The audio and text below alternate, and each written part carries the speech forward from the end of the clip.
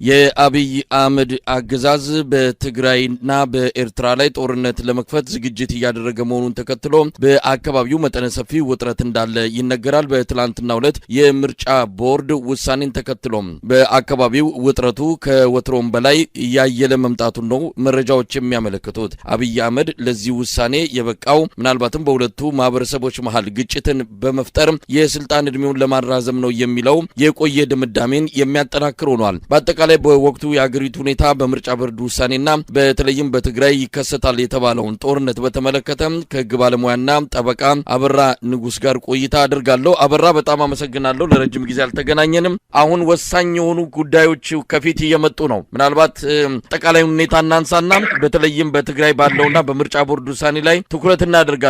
ግን አሁን ባለው ሁኔታ ኢትዮጵያ ምን ላይ ነው ያለችው? አበራ ከኑሮ ውድነቱ ከኢኮኖሚው ከአጠቃላይ ከኢትዮጵያውያን ማህበራዊ ፖለቲካዊና ሌሎች ጉዳዮች አንፃር ምን ነገሮች ናቸው የሆኑ ያሉት? አበራ መልካም እንግዲህ መሳይ የኢትዮጵያ ሁኔታ አጠቃላይ ግምገማ የሚመስል ነገር አስተያየት ለመስጠት በመጀመሪያ እንደምታውቀው ኢትዮጵያ ከ2011 በዋነኛነት ደግሞ ከ2013 በኋላ በተለያዩ የኢትዮጵያ አካባቢ ጦርነት ውስጥ ያለች ሀገር ናት። ጦርነቱ የእርስ በርስ ጦርነት ነው። እንደምታውቀው በዚህኛው በትግራይ በኩል ህወሓትና ብልጽግና ሲያደርጉት የነበረው ጦርነት ትግራይን ምን ያህል እንዳወደመ፣ በከፊል አማራም ብዙ ውድመት ያጋጠመበት እልቂት የተቆጠረበት ጊዜ አልፏል። ከ2013 ከ2015 ይህ ጦርነት ለትግራይም ብቻ ሳይሆን በአጠቃላይ ለአፋርም ፊዚካሊ የጦርነት ቦታዎች ስለነበሩ ከፍተኛ ውድመት በተለይ የሰው እልቂት ያጋጠመበት ነው። እሱን ተከትሎ ጦርነት እንደማናቸውም አሉታዊ ክስተቶች ደግሞ ኢኮኖሚን የሚበላ ነው። ኢኮኖሚ የሚበላ እንደመሆን መጠን ኢትዮጵያ በጣም በዚህ 6 እና 7 ዓመት ውስጥ በተለያዩ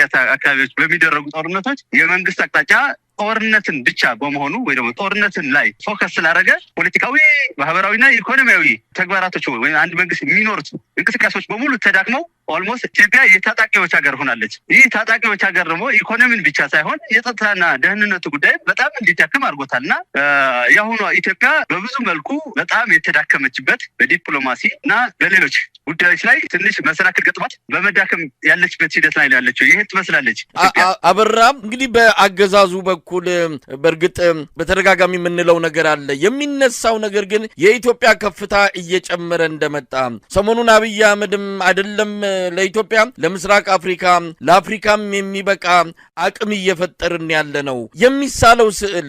አንዳንድ የውጭ ባለስልጣናት የውጭ ሀገር መሪዎችም ወደ አዲስ አበባ መምጣታቸው የኢትዮጵያን ተፈላጊነት የኢትዮጵያን ጥንካሬ የሚያሳይ ነው የሚል ነገርም ነው በአገዛዙ ሚዲያዎች በስፋት የሚስተጋባው። በተለይ ይሄ የኮሪደር ልማት አንዳንድ ብልጭልጭ ፕሮጀክቶችና ልማት የሚመስሉ ግን የኢትዮጵያን ሕዝብ ክድነት ለማውጣት አቅም የሌላቸው አንዳንድ እንቅስቃሴዎችን አጉልቶ በማውጣት ኢትዮጵያ እየተለወጠች ነው፣ ወደ ብልጽግና እያመራች ነው፣ ቁመቷ ጨምሯል፣ ዘለግ ብላለች የሚል ዲስኩሮችን ነው የምንሰማው። አንዳንዶች እውነት እየመሰላቸው መልሰው ያስተጋባሉ። አንዳንድ የተከፈላቸውም ሊሆኑ ይችላሉ፣ አናቅም። በተለየ ሁኔታ የውጭ አካላትም እንደዚሁ ኢትዮጵያ እያደገች ነው የሚል መገለጫ ነው የሚሰጡት። የት ነው ያለችው ኢትዮጵያ? እንደው የትኛዋን ኢትዮጵያ እንመናት? መልካም እንግዲህ የትኛዋ ኢትዮጵያ እንመናት የሚባል ህዝቡ የሚላት ኢትዮጵያ ነው። ምክንያቱም የገፈቱ ቆማች ህዝብ ነው። በጦርነቱ ልጁ እየሞተበት ያለው ህዝብ ነው። ኢኮኖሚ እየደቀቀ ያለው ህዝብ ነው።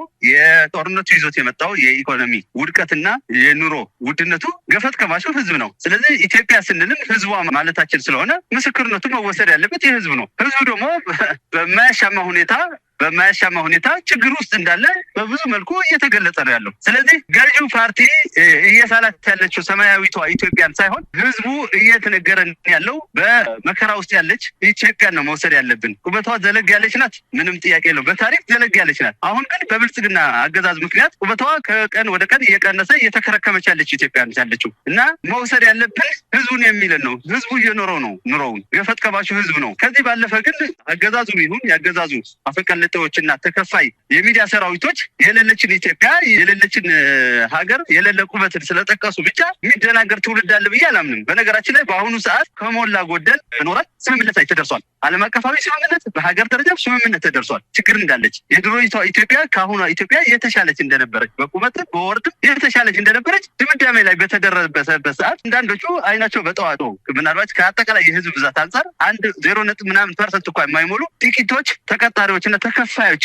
ስለ ኢትዮጵያ የሚገልጹት መልካም በመልእክት እኮ አይደለም፣ በተጨባጭ የሚገልጹት ነገር የሌለ ውሸት የምትለው ፕሮፓጋንዳ ነው፣ ተራ ፕሮፓጋንዳ ነው፣ ተራ የገጽታ ግንባታ ነው። ከዛ በተረፈ በውጭ ግንኙነት ላይ ተመርኩዞ ኢትዮጵያ በተሻለ ዲፕሎማሲያዊ ግንኙነት አለች ተብሎ የሚነገረው አብዛኛው የሚመጣው ጦርነቱ ግብአት የሚሆን ኃይል ነው የሚመጣው። ኢትዮጵያ በማፍረስ ሂደት ያለውን ጦርነት አንዱን ወግኖ ለኢትዮጵያ በጎ ነገር እስከሌለው ድረስ ያ ግንኙነት እንኳን በትልቅ ዲፕሎማሲያዊ ስኬት የሚጠቀስ አይደለም። ስለዚህ ኢትዮጵያ በአብዛኛው ገጽታዋ በጣም አደገኛ ቁስለት ውስጥ ያለች አደገኛ ስቃይ ውስጥ ያለች ሀገር እንጂ ከፍተኛ ስኬት ያለበት ሀገር አይደለችም። አንዳንዶቹ በስኬትና በውድቀትም መለየት የማይችሉ ዘገምተኛ የሆነ አመራሮችና የብልጽግና ሰዎች ኢትዮጵያን በዚህ መልክ ሲገልጿት ባይችሉ እንኳን በሌላ ስኬት የጤና ችግር ነው እና መወሰድ ያለበት አሁን እየተባለ ያለው አሳሳቢው ሁኔታ ውስጥ ያለች ኢትዮጵያ ተብሎ ተወስዶ መፍትሄ ላይ መተኮር ነው ያለበት የሚል ሀሳብ ነው ያለው። እንግዲህ አበራ ወደ ትግራይ ጉዳይ ልምጣ። ምክንያቱም ጦርነት ዳግም ሊቀሰቀስ የሚችልበት እድል ሰፊ እንደሆነ ነው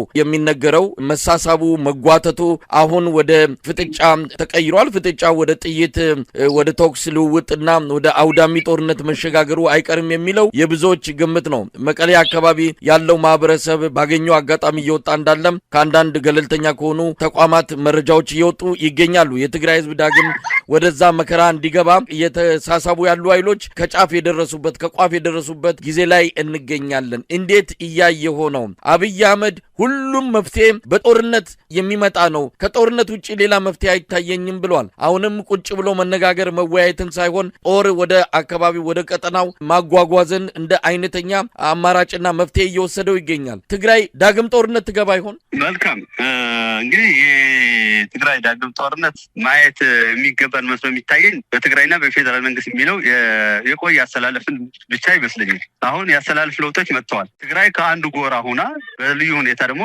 የጦር አውድማ የምትሆንበት እድል ሰፊ ነው። ምክንያቱም ጦርነቱ ወደዛ አካባቢ ሊደረግ የሚችልበት እድል ሰፊ ስለሆነ ጂኦግራፊካሊ። ከዛ ባለፈ ግን የኢትዮጵያ ጦርነት አሁን የማይቀር ነው። ምክንያቱም የቆዩ ከአምና ጀምሮ ሲንከባለሉ የመጡ ፖለቲካዊ መሳሳቦችና ወታደራዊ አሰላለፎች አሁን እንደምታውቀው ከዚህ በፊት ህወሓት ብቻውን ከሌሎች ኃይሎች ጋር ከፌዴራል ከሌሎች ኃይሎች ጋር ሲያደርገው የነበረ ጦርነት 2013 በፕሪቶሪያ ስምምነት አትሊስት የጥይት ድምፅ ጸጥ እንዲቆም ያደረገበት የሆነበት እድል ቢኖርም አሁን ግን አዲስ ፖለቲካዊ ሽኩቻ መጥተዋል። በተለይ ፌዴራል መንግስት ለጦርነት ግብአት የሚሆኑ ፖለቲካዊ ስህተቶችና ችግሮችን እየፈጠረ መፍትሄ ከማፈላለግ በፖለቲካዊ መንገድ መፍትሄ ከማፈላለግ ግን የጉልበት ፖለቲካል አማራጭ አድርጎ ቁጥር 1 እና ቁጥር 2 አማራጭ አድርጎ ይዞ በመቅረቡ አዳዲስ ታጣቂዎችን እንዲፈጠር ትልቅ አስተዋጽኦ አድርጓል። ይሄ በማሳያነት በዋነኝነት በኦሮሚያና በአማራ ክልል እየተንቀሳቀሱ ያሉ ኃይሎች የፌዴራል መንግስት የፖለቲካዊ መፍትሄ አያያዝ ችግር የፈጠራቸው ኃይሎች ናቸው ብዬ ነው የማምነው። እነዚህ ኃይሎች ደግሞ የዛሬ 2 እና 3 ዓመት ብቻቸውን ጀማሪ ታጣቂዎቹ ነው ወይ ደግሞ ትጥቅ ጀማሪዎቹ ነው ቢንቀሳቀሱም አሁን ግን በአደረጃጀታቸው፣ በአካሄዳቸው፣ በፖለቲካ ፕሮግራማቸው